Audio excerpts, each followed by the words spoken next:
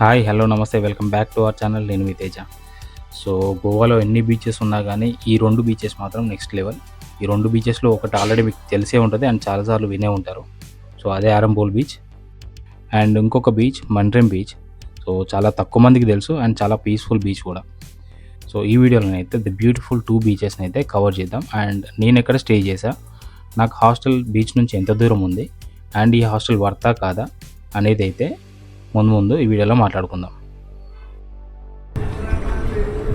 ఇదే నేనున్న హాస్టల్ పేరు ట్రెవోటేల్స్.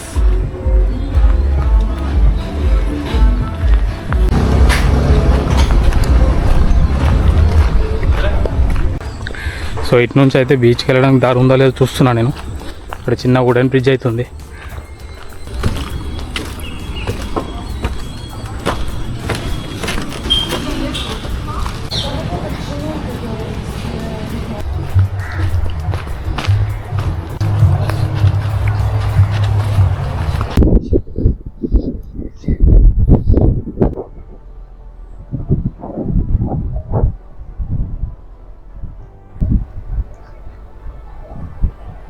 ఉన్నారు కదా, ఇదే ఆరంబోల్ బీచ్.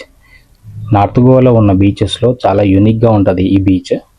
సో ఈ బీచెస్ దగ్గర మనకు నార్మల్గా ఇండియన్స్ కన్నా ఫారినర్స్ అయితే ఎక్కువ కనిపిస్తూ ఉంటారు.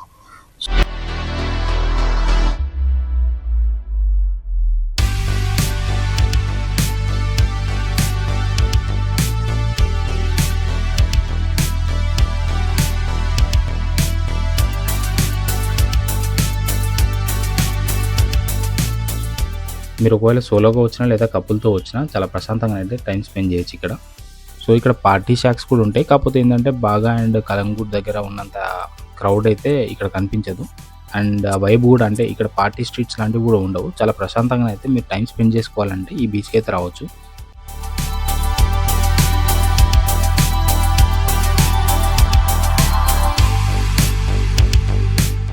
నార్త్ గోవాలో ఉన్న ఏ బీచ్ దగ్గరికి వెళ్ళినా సరే మీరైతే సన్సెట్ వ్యూని అయితే ఎక్స్పీరియన్స్ చేయొచ్చు. కాకపోతే ఆరంబోల్ బీచ్ కానీ మండ్రెమ్ బీచ్ కానీ లేకపోతే మోర్జిమ్ బీచ్ కానీ ఈ ప్లేసెస్లో కనుక మీరు సన్సెట్ వ్యూని ఎక్స్పీరియన్స్ చేసుకుంటే సన్సెట్ ఎక్స్పీరియన్స్తో పాటు ఫారినర్స్ అయితే లైవ్గా మ్యూజిక్ అయితే ప్లే చేస్తూ ఉంటారు. సో కొంచెం అయితే అది యాడ్ ఆన్ బెనిఫిట్ అని చెప్పాలి ఈ ప్లేస్లో.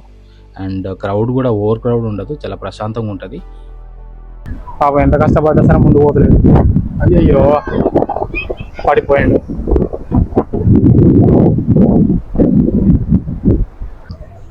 సో ఇక్కడ నుంచి కొంచెం క్లియర్ కనబడుతుంది కదా ఆరంబోల్ రాక్స్.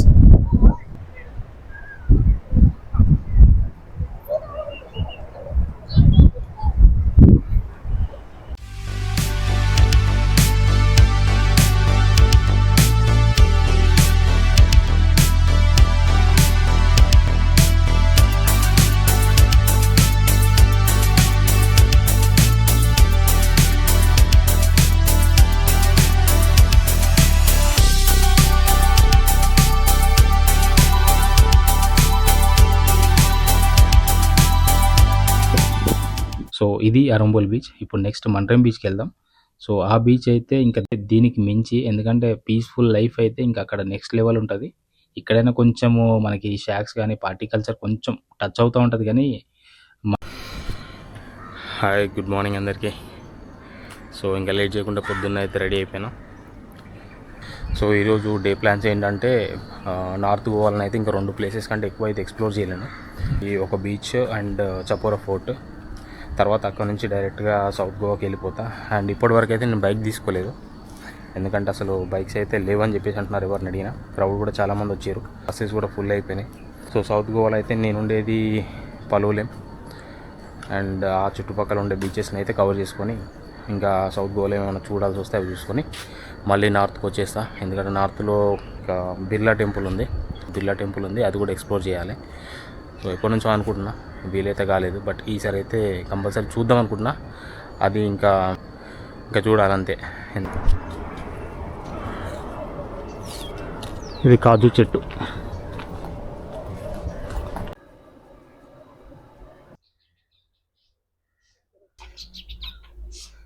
సో ఇక్కడైతే ఒక బ్రిడ్జ్ ఉంది. సో ఆ బ్రిడ్జ్ త్రూ అయితే బీచ్కి వెళ్దాం.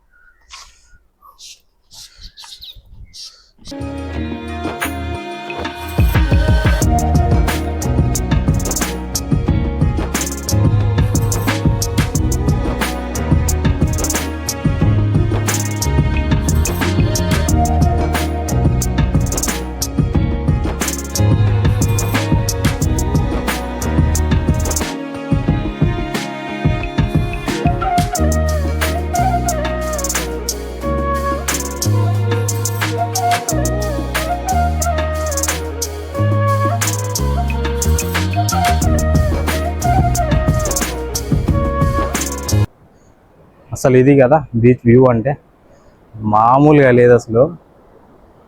ఎలాంటి హడావిడి లేదు, చిల్లర లొల్లి లేదు, చాలా బాగుంది, చాలా ప్రశాంతంగా ఉంది అసలు. షాక్స్ సెట్ చేస్తున్నారు ఇప్పుడే, ఎర్లీ మార్నింగ్ సన్ రైజ్. అందరూ ఎర్లీ వాక్ చేసుకుంటున్నారు, జాగింగ్ చేస్తున్నారు. చాలా బాగుంది బీచ్. సో మన హోటల్ చెక్అవుట్ అయితే 11కి ఉంది. సో ఈలోపు ఇంకొక ప్లేస్ని అయితే కవర్ చేసుకొని ఇంకా ఏదైనా బైక్ తీసుకొని సౌత్ గోవాకి వెళ్ళిపోదాం. సో ఇది బాగుంది కదా, మీకు ఎట్లా అనిపించిందో ఒకసారి కామెంట్ సెక్షన్లో చెప్పండి. నాకైతే చాలా బాగుంది, హార్ట్ఫుల్గా చెప్తున్నా. ఇది వీడియో కోసం కాదు, బట్ ఈ బీచెస్ వర్త్ విజిటింగ్. చేపల వేటకు వస్తున్నారా, వెళ్తున్నట్టున్నారు. వేటకి వెళ్ళట్లేదు, రిటర్న్ అవుతున్నారు. మధ్యలో అయితే ఇట్లా కట్టెలు పెట్టి వాటిపైన అయితే మూవ్ చేస్తున్నారు దాన్ని. సో ఎర్లీ మార్నింగ్ ఫారినర్స్ అయితే ఇక్కడ యోగా చేస్తున్నారు. సో ఇంతకుముందు మనం ఆ బ్రిడ్జ్ దగ్గర వాటర్ చూసినాం కదా, వాటర్ అయితే ఇట్లా వచ్చేసి సముద్రంలో కలిసిపోతాయి. సో దీన్ని క్రాస్ చేయడానికి మల్టిపుల్ వుడెన్ బ్రిడ్జెస్ ఉన్నాయి. సో అక్కడ కూడా చూస్తున్నారు కదా, కొన్ని అయితే హోటల్స్కి కనెక్ట్ చేస్తే, కొన్ని రోడ్కి కనెక్ట్ చేసి ఉన్నాయి.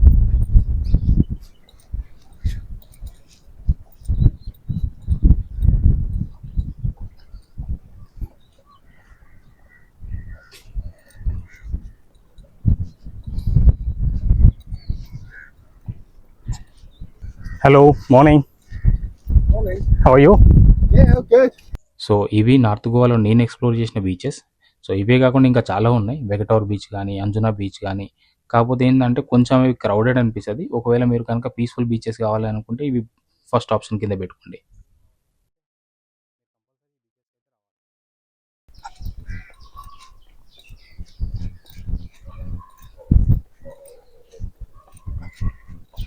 ఎంత ఉందో తెలుసుకోవాలి రేట్స్. ఇంతకుముందు మీరు చూసిన రూమ్స్ ఒకవేళ కావాలి అని అంటే ఇది ఆ హోటల్ పేరు.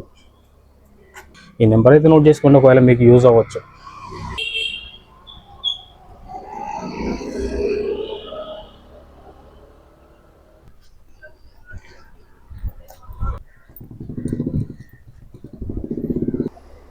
గోవాలో చాలా బ్యూటిఫుల్ ప్లేసెస్ ఉన్నాయి, ఒక రోజులో అయితే మనం కవర్ చేయలేము. మీరు ఒకవేళ మంచిగా గోవాని ఎక్స్ప్లోర్ చేయాలని అంటే అట్లీస్ట్ 4 to 5 days అయితే ఉండాలి.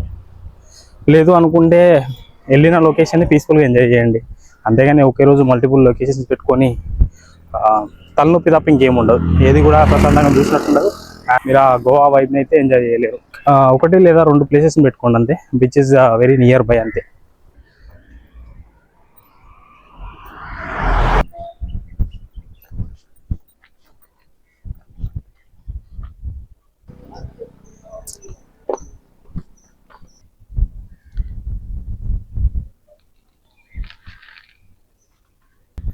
ఇదంతా కూడా ఇప్పుడు నడిచేది హరంబోల్ నుండి కలంగూట్ సైడ్. ఇప్పుడు మీరు చూస్తున్నది మండ్రెం బీచ్ దగ్గర వెళ్ళే దారిలో లొకేషన్స్ కూడా బాగున్నాయి.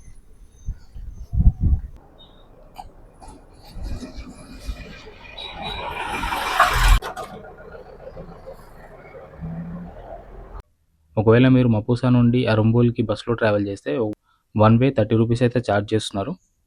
అదే మీరు కలంగుట్ నుండి అరంబోల్కి రావాలి అని అంటే బస్సెస్ చాలా రేర్. సో బెటర్ మీరు కలంగుట్ నుంచి మపూసాకి వచ్చి మపూసా నుండి అయితే అరంబోల్ బీచ్కి రావాల్సి వస్తుంది.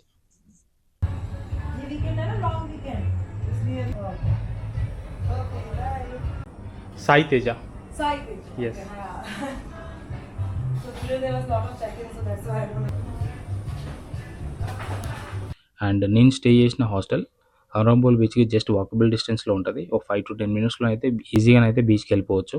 అండ్ నాకు పడిన కాస్ట్ వచ్చేసి 450 రూపీస్. ఫస్ట్ నేను గోవాకి రాగానే బైక్ రెంటల్ కోసం చెక్ చేశా, కాకపోతే ఎక్కడ కూడా బైక్స్ దొరకలేదు. ఎందుకంటే లాంగ్ వీకెండ్ అని చెప్పేసి బైక్స్ లేవన్నారు. సో ఇంకా వెయిట్ చేయడం ఎందుకని చెప్పి అయితే హోటల్కి వెళ్ళిపోయినా.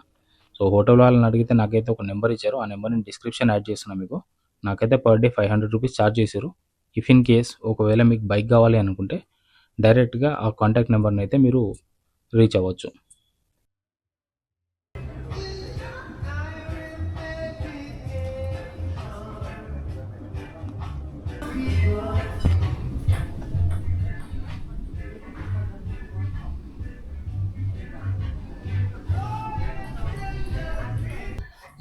సో ఇది యాక్చువల్గా నేను స్టే చేస్తున్న హాస్టల్. ఎట్లుంది కామెంట్లో చెప్పండి. డీటెయిల్స్ అన్నీ కూడా డిస్క్రిప్షన్లో యాడ్ చేస్తాను నేను లొకేషన్తో సహా. జస్ట్ అరంబల్ బీచ్కి ఒక 5 to 6 minutes వాకబుల్ డిస్టెన్స్లో ఉంటుంది. చాలా బాగుంది, కనబడుతుంది కదా.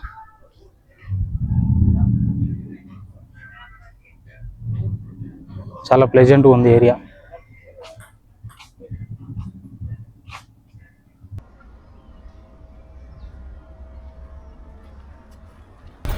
సో స్టే గురించి మాట్లాడుకుంటే చాలా బాగుంది. నిన్న ఏం డిస్టర్బెన్స్ కూడా లేదు. నైట్ కొన్ని యాక్టివిటీస్ ఉండే, బట్ నేను అంతవరకు ఇంకా ఉండలేకపోయినా. చాలా టైర్డ్ అయిపోయింది నిన్న.